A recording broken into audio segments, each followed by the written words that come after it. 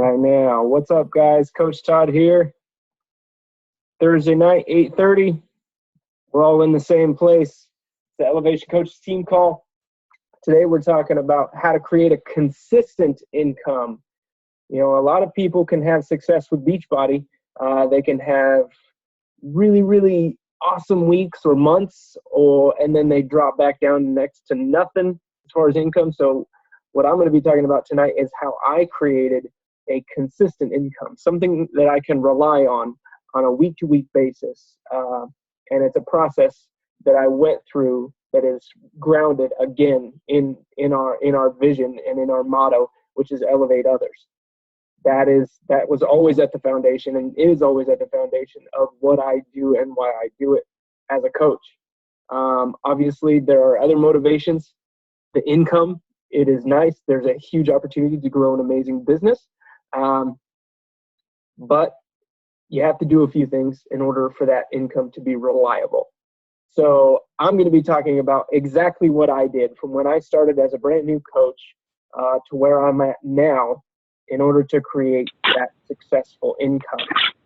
So one sec, I think if you guys are just getting on the call, be sure you mute yourselves out. I don't know if you guys even have that option or if it does it automatically, but nonetheless, let's get going. So I found this pretty cool graphic online. It says, "Hello, my name is Consistency. I make it happen day in and day out. You might know my good friend Success. We're always hanging out." I love this sticker. It's a great joke, but it's also very, very true. Consistency goes hand in hand with success. If you ever want to be, you want to reach a certain point with your coaching business, you have to do a few things consistently. And one thing that I found is to provide value. I can't even stand to look at that. I got to change it. But I found a way to provide value very, very early on as a coach. I found someone who had the results that I wanted, and I copied exactly what they did. My coach, Wayne Wyatt, he had a YouTube channel. He had a blog. And I knew that I wanted the same kind of success that he was having. So I did the exact same thing. I found a way that I was able to provide value to other people. And that value is based on what it does for the person you're providing it to. It's not just posting a picture of your Shakeology. I'll be honest with you. That provides zero value for people. Just posting a picture provides zero value. I have an Instagram. I'm not huge on Instagram. I post pictures all the time on there. And, I sort of just do it for the minimal traffic that it brings into my blog. And people like to see if I'm on Instagram after already finding my blog and YouTube channel. But, I just post pictures there and I don't see a huge response from that stuff. It's nothing to brag about. But you have to find a way to create something that create something that someone's going to see and something that's going to help them. So remember a while back, we did a training on how to provide value.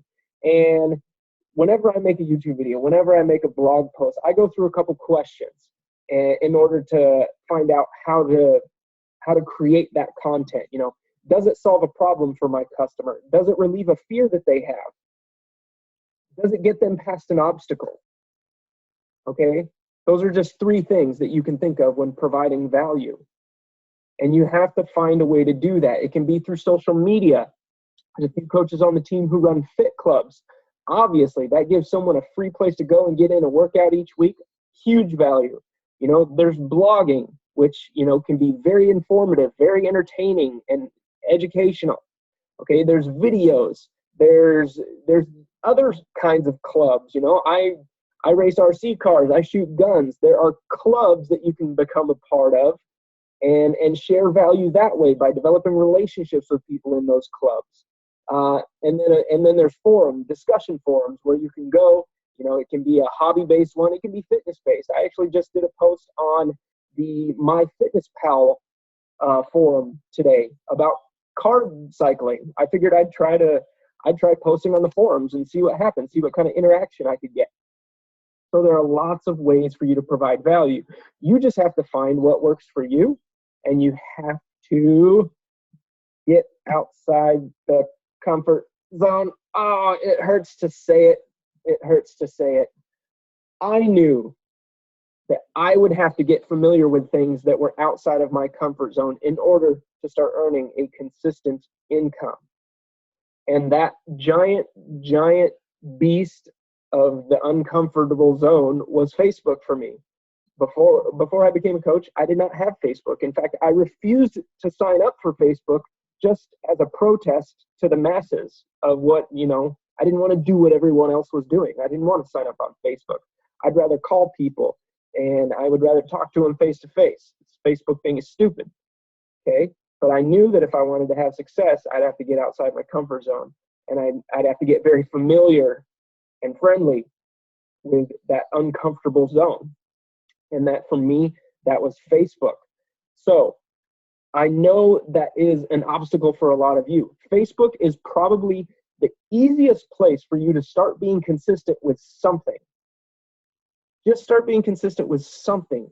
A lot of you guys are all over the place, especially new coaches. You dabble in YouTube, you dabble in Instagram, you dabble in Twitter, and you dabble in Facebook, but you're never consistent with one thing for an extended period of time. And that's what I committed to as a brand new coach.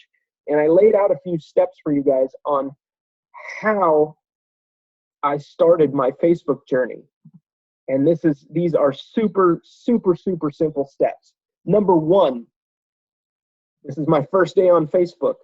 I started sending friend requests to people that I already knew. These are people that I talk to possibly on a day-to-day or by a weekly basis. Started sending them friend requests. And they're like, holy crap, you're on Facebook. I thought you said you weren't getting on here. Yeah, whatever. Wasn't really doing any posts at the time. Just connecting with people, letting them know that I was on Facebook. One thing that I really like to do, especially when you start to extend that network beyond people that you talk to regularly, you extend that to people you haven't talked to in a long time, is, you can shoot them a friend request. Hopefully they remember your name. But what you can also do, if their Facebook profile is public and you're not yet a friend of theirs on Facebook, you can go to step 2, and you can actually start liking and commenting on their posts. And this is what you do after they become your friend also on Facebook, is you start liking and commenting on their posts, just letting them know that you're watching. And what's really cool about this, when you start liking and commenting on other people's posts, whatever you post on your Facebook wall is going to start showing up in their news feed. Okay? Think about that. Whenever you start liking and commenting on their posts, your content, your posts are going to start showing up in their newsfeed. They're going to see what you're posting in turn. It's a huge, huge opportunity. And then step number 3 is you can message them and start building that relationship again. Okay?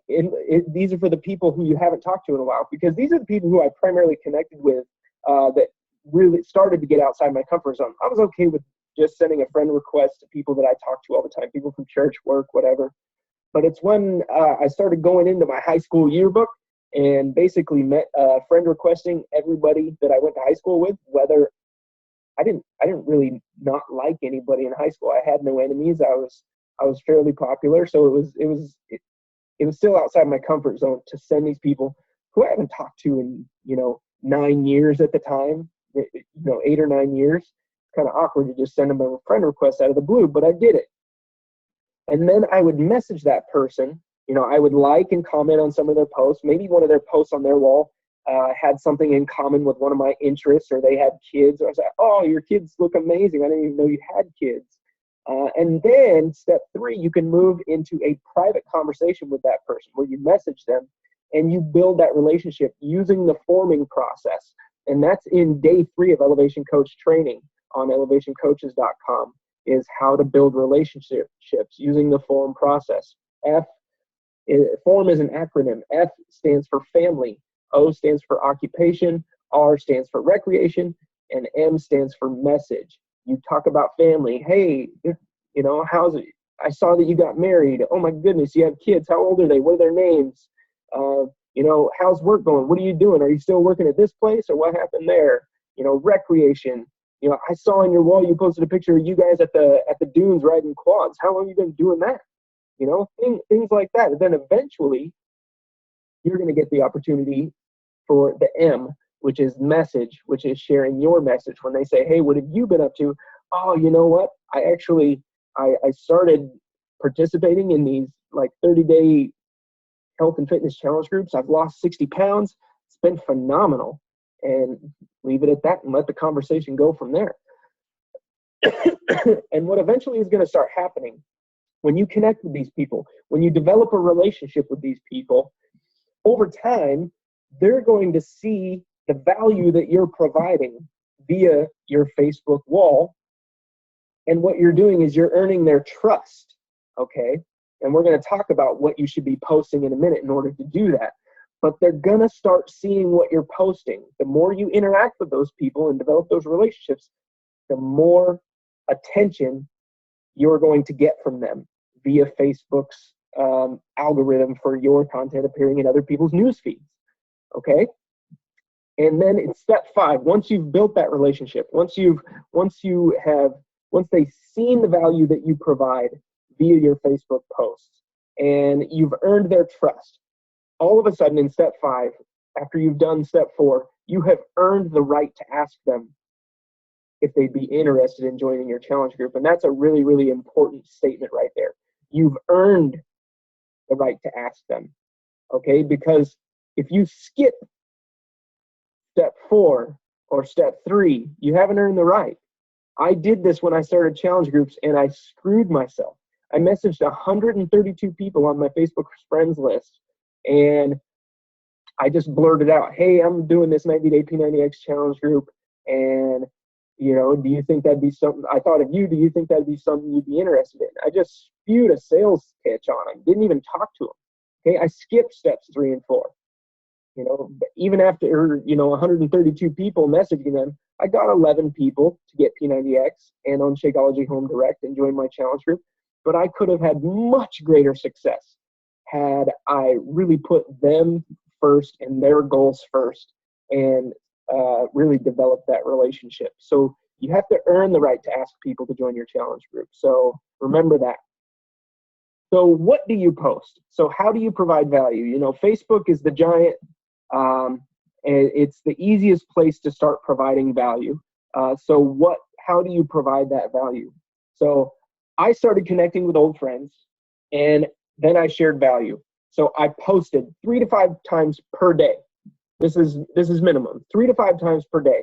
And you're thinking, holy crap, I have trouble posting once. Okay, this is what it takes. If you want to create a consistent income, you have to do something consistently. When I started YouTubing, when I started creating YouTube videos, I would come home every single Thursday on my lunch and create a YouTube video. I would go back to work. I would put it into Windows Movie Maker, my little template that had the opening and closing slides. I would change the text for the title of the video. I would export that video. I would upload it to YouTube with the remaining 10 minutes of my lunch break. That's what I did for, I don't even know how many months, week in and week out. I would go home Thursdays. Thursday were my YouTube video day. Okay, you need to have the same intensity and consistency with Facebook. Okay, you want to post 3 to 5 times per day. One in the early morning, one in the mid morning, afternoon, evening, late evening. 3 to 5 times per day. Your most important posts. This would be things like where you publicly advertise your challenge groups. There's very specific ways that you can invite people to challenge groups, and you don't want to do it by saying, hey, I recently became a coach, and I'm starting a 30-day health and fitness accountability group. Who wants to join me? I cannot stand the words join me. To me, it feels like a sales pitch. I never, ever, ever post join me in anything. It reminds me of an internet marketing join now button when I hear that word. And I would much rather hear something along these lines. I am so excited that I get to help people again this month reach their goals. I've lost 60 pounds doing this. I had a terrible, habit of going directly to the refrigerator after work, and I broke that habit. And so many of the people that I've been talking to have done the same exact thing. And we are all going to support each other in this 30-day health and fitness accountability group. If I were to join that group, or if I were to start a group similar to that, who would want more info on that? Or who, something along those lines. The join me or contact me now, those things, for me personally, that reminds me of something salesy, and it repels me. I just keep scrolling if I see that kind of stuff. So what you want to do, you never want to post the links, okay? But, your most important posts, being during high traffic times on Facebook, which is between 8 and 9 p.m. Eastern time, that's challenge group invites, that's coaching sneak peek invites, that's when you want to post that you're sending out Shakeology samples, things that you want, any type of post that you want a lot of people to see, you're going to want to do during that high traffic time. When you're starting out on Facebook, 80% of your posts need to be about your life in general. You, your family, your kids, work. Okay, 20% is Beachbody. So that means if you're posting 5 times per day, you're doing 2 posts about Beachbody, 3 posts about life. Okay, your post about Beachbody might be consistently a morning workout video where you got a 10, 15-second snippet of you doing a workout. There's tons of apps available that you can create video snippets with and put text on it and stuff. Just look up, video apps or something. I don't know. I use Pick, Play, Post. It works well for me. So 20% Beachbody, 80% life. That's a good balance. It'll show people that you're not just all about Beachbody, that you have a life, that you have kids, you have a job, you have a home, you have a yard that needs taken care of, these kinds of things. You're a normal person who happens to be passionate about their health and fitness. Okay? Never post links. I don't ever want to see an elevation coach post a link on their site to buy something. Okay? I've gotten to a point where I can post links to my blog posts because that's how I provide value to people. But you will never, ever see me post a link to buy anything. Ever. And I don't want to see you guys do it either. That is not what we're about. We're not about selling stuff. We're about helping people reach their goals. So get into the habit. The next thing is you want to get into the habit of sharing your story. And I did that by sharing, something that a lot of people relate to is struggles. Okay, talking about my struggles, whether it was food, whether it was planning my meals, whether it was binge eating, whether it was being able to resist food temptations, I got great responses from sharing things that had to do with my story to where I got. People love to hear about underdogs winning. They love to see someone who didn't look like they would win. They love to see them win. Think about all the underdog stories. Rocky, Cinderella Man. I forgot the guy's name, but that Russell Crowe movie. We all want the underdog to win, unless you're some sicko who wants evil to prevail all the time or something. I don't know. Okay. So get in the habit of sharing your story and somehow connect that to creating value for people. The last thing is share images and video as much as possible. Okay. Facebook is going to promote anything with video or pictures more so than just plain text. And also, when you think about you just scrolling through your newsfeed, what do you stop and look at? You stop and look at pictures. You stop and watch videos. You're not really paying attention so much to text. Okay, I've developed a following where I can post text because I post very, very engaging questions when I only post text. It might be something political. It might be something controversial that I'm posting about. I don't recommend doing that when you're new on Facebook, just be consistent with what you're seeing here on the screen, which is posting 3 to 5 times per day. Your most important posts being between 8 and 9 p.m. Eastern. And then when starting out, 80% of your posts need to be about just your life in general, family, job, friends, recreation, 20% about Beachbody. Never post sales links, and get in the habit of sharing your story. One tactic that you can do, which is really, really cool, it's called a viral video method in order to increase interaction on your Facebook wall, get likes and shares, is I will find videos that are trending on YouTube, or I'm sorry, not YouTube, on Facebook. And one of the good examples of this was there's this video of this little girl. She must be like 3 or 4. She's crying, holding her little like 8-month-old brother, saying she doesn't want him to grow up. She's so sad, and every time the kid smiles, she cries more because she doesn't want him to grow up. Okay, I saw that video on YouTube. I was like, oh my, or not YouTube, gosh. I saw that video on Facebook. I saw someone post it. I went to YouTube, searched for the video, and then I downloaded the YouTube video. And if you just go to Google and you can type in, download YouTube videos, you can find a website that'll download YouTube videos for you. Okay. And then once I got the raw MP4 file of that video, I posted that to Facebook, because Facebook wants to promote videos that are uploaded to its own platform rather than promoting a link to a YouTube video, which Google owns. So I like to post videos that are uploaded directly to Facebook. They'll show it more. That video that I posted ended up getting like 352 shares or something like that. And, it was ridiculous how many views it had. And when I actually shared that link, I included a link to ripclub.net. I just said, this video is friggin' hilarious. I wonder, and I wrote something about my kids in there. And at the bottom, I just put www.ripclub.net. And that viral video got shared over 350 times.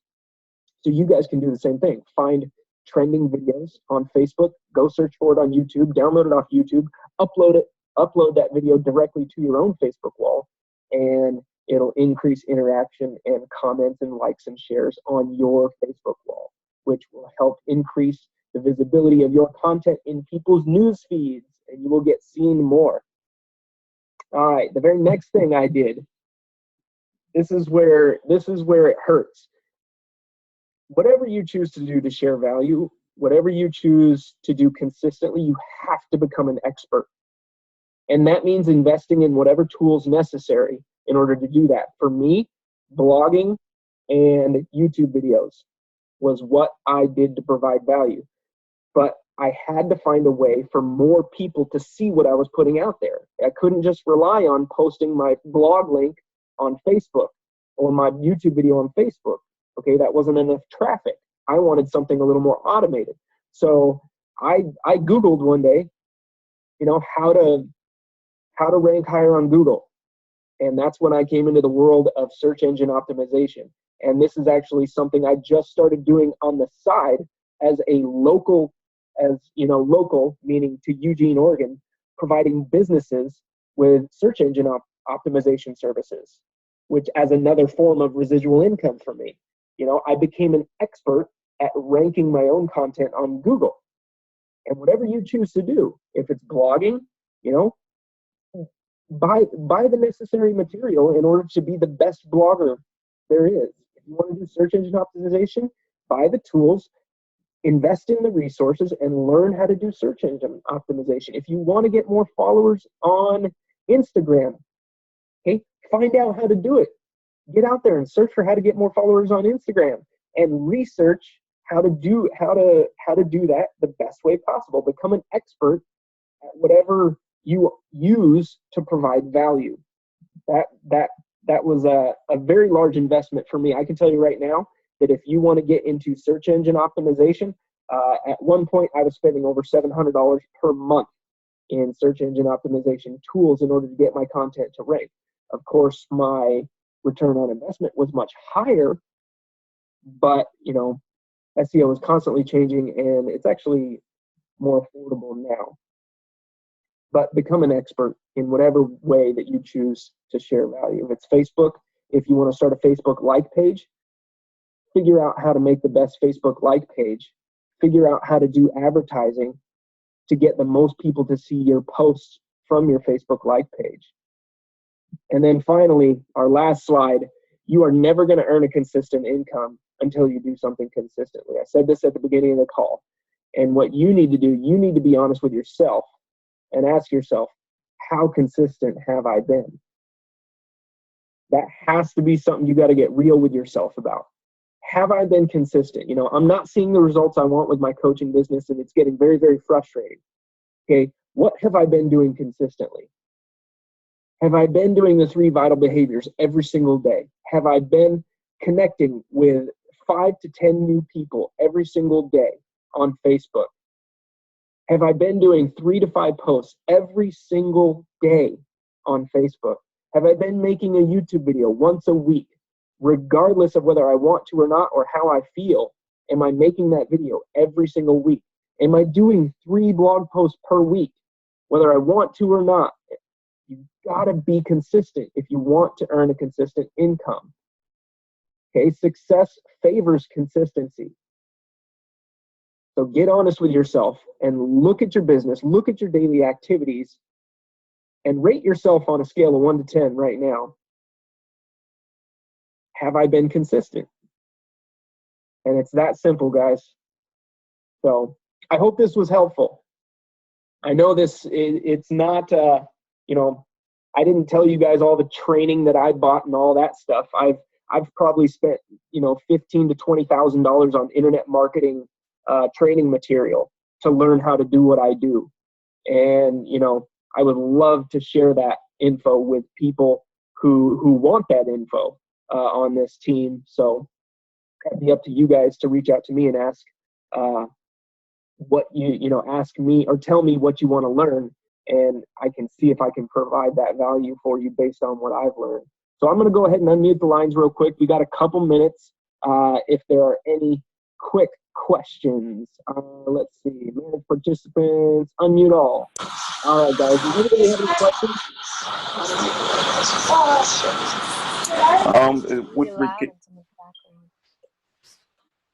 On the SEO, I've been tinkering with that for the past actually, and I keep on running into technical difficulties that I have a difficult time overcoming. With the support for the systems I've been using and what have you. Mm-hmm. How did you navigate around those types of issues? I mean, for the layman that's getting into it cold, how do you figure those things out? Yeah. If you're having trouble with SEO and like a company that's providing you with a tool that you use as part of your SEO process, if they're not supportive, then you dump that resource. Mm-hmm. There are other ways to do that. I know you're using SendWire. I'm using SocialSend. SocialSend, yeah. Another resource is SendWire. There's another one called Social Adder, which is what I use. Social Adder is socialadr.com. That runs about $150 a month, but it's very powerful at sending social signals and sharing your content via a drip feed, so 1 to 2 links per day to social media sites like Plink and Reddit, all these different sites. There's a lot of stuff, but you can also go to Fiverr.com and just search for you can search for the top rated SEO providers on Fiverr.com. Fiverr.com is a huge resource. And I use that a lot, actually. I recently started doing something which I don't recommend getting started unless you've been doing other forms of SEO for a while. I'm building my own private blog network where I go and purchase expired domains that have high domain authority and high trust flow. And I put a blog up on that domain, and I put links to ripclub.net on that private blog network. So Google sees, oh, this domain with high authority is linking to Rip Club. We better boost Rip Club's ranking.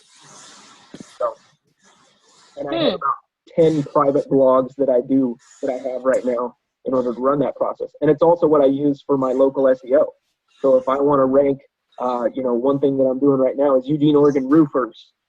Like summertime, a lot of people are redoing their roofs. So what I did, I built a website in about 3 hours. Called Eugene, Oregon Roofer, EugeneOregonRoofing.com. And what I'm going to do is I'm going to rank that to the #1 position in Google for those local search terms.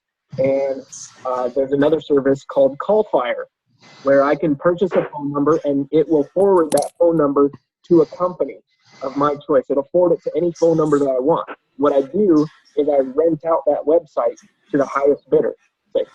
Like, you know what? My Eugene Roofing website ranks #1 on Google. You can rent the phone number that will forward all leads and all phone calls to your business for $300 to $500 per month.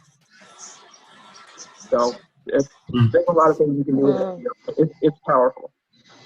But we shouldn't be talking about local SEO stuff. Another thing that I'm trying to feel my way through is like the email automation. I know you use Aweber. I've been looking at MailChimp, but trying to make heads or tails of it. They all work. Doesn't matter. Aweber's good. MailChimp is good. You how many like emails do you have like on deck? For the different scenarios. A little over 5,000 email subscribers. And they're all are they all like substantial, with a lot of substance in them, or they're just like Oh, you mean the emails that I send out? Yeah. Oh no. So I know that yours go out have the address people by their first name, and it looks it's personalized. Right now I have 72 pre-written emails that go out every 3 to 4 days. And do you maintain my 5-day boot camp, of course. You maintain a newsletter as well, right? No. No? Nope. Just okay. In those emails, I just post valuable stuff, whether it's an excerpt from a brand new blog post that I do, or a new YouTube video. That's all I send people is content. And I like the video from this morning actually, and I like how you had it pointing back to the blog as opposed to posting it like directly onto the it's little tweaks like that I got to make here and there as well. But I noticed that when you put up a video that points back to your blog, you also have a lot of substance within that blog post and not just the video. That's something that I will have to work toward too. But it's like my think tank is on empty when if I pour everything I have into the video, I have nothing to write about on the topic, Yeah. So honestly, if you need content ideas, just look at what I do. You don't have to. You can't copy what I do word for word because my site is copy protected because I had people stealing my content and posting it as their own. So you can't go highlight text on my site and paste it anywhere else for that reason. So. And you use Pinterest as well? Oh yeah, it's another. I only use Pinterest as for social juice to basically boost my rankings in Google. It's another backlink to my site. How frequently do you update all these different resources? What do you mean? How so? How frequently do you put out content on it? New content. Whenever I release new content, if I do a blog post, I'll share it on all my social media avenues. So you don't have like a schedule, like once a week, or No. I mean, when I use Instagram's not my primary focus. I'll just post Instagram whenever I think of it. If you want to make Instagram your primary source of providing value to people, you need to be doing it very consistently. You need to be posting, I think Shalene recommends like 5 to 8 times per day. It's something ridiculous.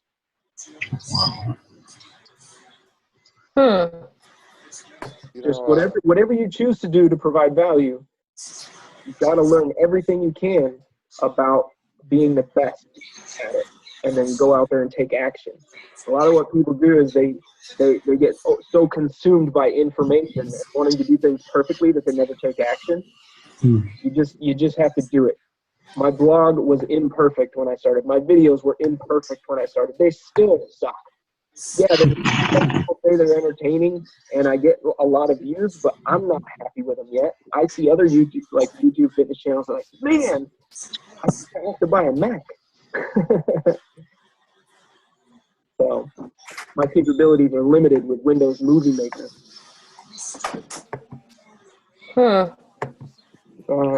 Any other questions, guys? Just about consistency in general? Well, what if... Go ahead, Belinda. Well, when you say consistency, I think I sort of judge my consistency by everything I've done, or the summation of my activities by the end of the week. Okay. Because I have so many things on my to-do list, and somehow, and I might not be focusing on the right things for the right span of time in my free time. That might be the problem. But I find myself up until 2 or 3 in the morning trying to get through this to-do list and, and hit the things that I've prioritized as my no matter what's, but they don't always get done. Everything on that to-do list doesn't always get done. In particular, the invites, I don't invite every day. There are some coaches who I know send 5 to 10 invites a day. I actually, maybe I'm obsessed with like massive action sort of technique, but I actually invite like Thursday, Friday, Saturday, and those are like my 3 invite days where I go nuts, and I'm like, and I find a way to invite something between like 20, 50 each of those days instead of a small amount, or like 5 or 10 each day. I don't know. So long as you do whatever you're doing consistently on it. If you're inviting 50 people a week, awesome. If you invite 50 people one week and then 2 people the next week, that's not consistent. So, I think just taking it daily, it's like, you know what, I'm going to make 3 new friends today on Facebook. Just setting a small goal like that. I'm not going to go to sleep until I get 3 new friends on Facebook, period. I do that every day.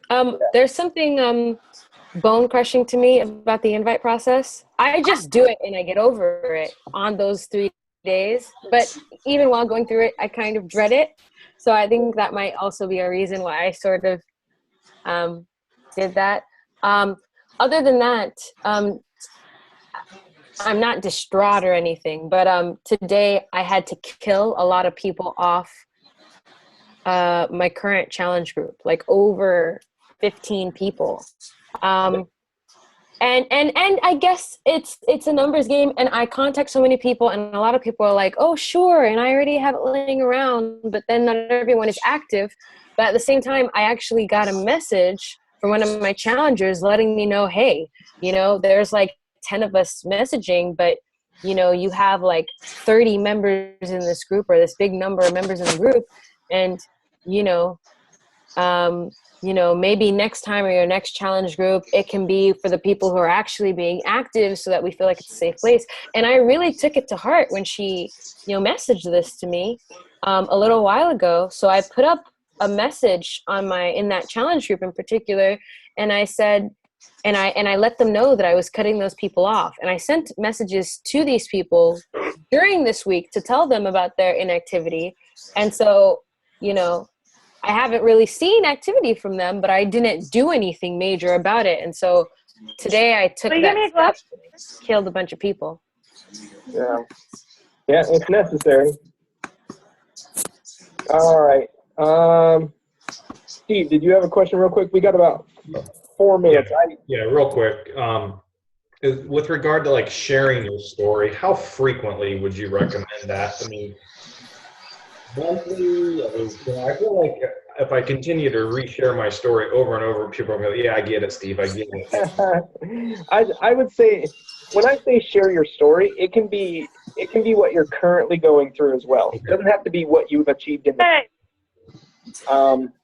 But I would say once a week. Okay. You would want to touch possibly on a struggle that you've overcome. Gotcha. Okay. Because that's really relatable for people. Makes sense. Give me one. All right, guys. We got time for one more question. We got about 2 minutes.